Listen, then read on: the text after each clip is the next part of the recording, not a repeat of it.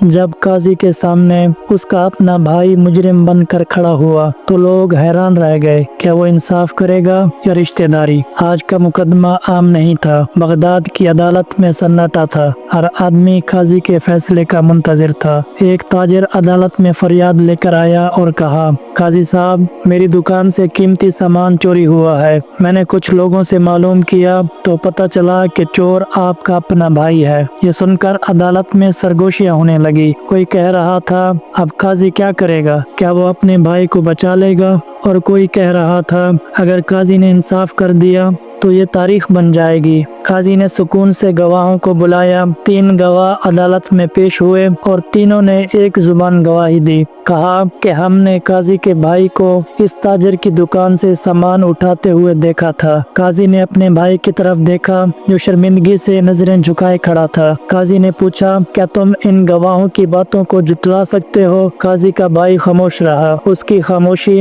اس کا اعتراف بن چکی تھی۔ قاضی نے کہا، اسلامی عدالت میں نہ رشتہ دیکھا جاتا ہے نہ دولت، اللہ تعالیٰ کا حکم سب کے لیے برابر ہے۔ لوگ فیصلے کے انتظار میں بیٹھے تھے۔ قاضی نے فیصلہ سنایا کہ ملزم نے چوری کی ہے، لہٰذا شریعت کے مطابق اس پر سزا نافذ کی جائے گی۔ یہ میرا بھائی ضرور ہے مگر عدالت میں صرف مجرم ہے۔ یہ سنتے ہی عدالت میں سناٹا چھا گیا۔ وہ لوگ جو یہ سمجھتے تھے کہ بھائی ہونے کی وجہ سے قاضی نرمی کرے گا، حیرت میں پڑ گئے۔ جب قاضی کے بھائی کو سزا دی گئی تو شہر بھر میں یہ واقعہ جنگل کی آگ کی طرح پھیل گیا۔ لوگ ایک دوسرے کو کہنے لگے کہ ایسا عدل ہم نے پہلے کبھی نہیں دیکھا۔ اگر ہر قاضی ایسا ہو تو ظلم کبھی باقی نہ رہے۔ اس فیصلے کے بعد بغداد میں عدل و انصاف کی ایک نئی مثال قائم ہو گئی۔ قاضی کے فیصلے نے پیغام دیا کہ کوئی بھی شخص قانون سے بالاتر نہیں، چاہے وہ قاضی کا اپنا بھائی کیوں نہ ہو۔ قاضی کا بھائی سزا کے بعد جب رہا ہوا تو اس نے اپنے گناہ پر توبہ کی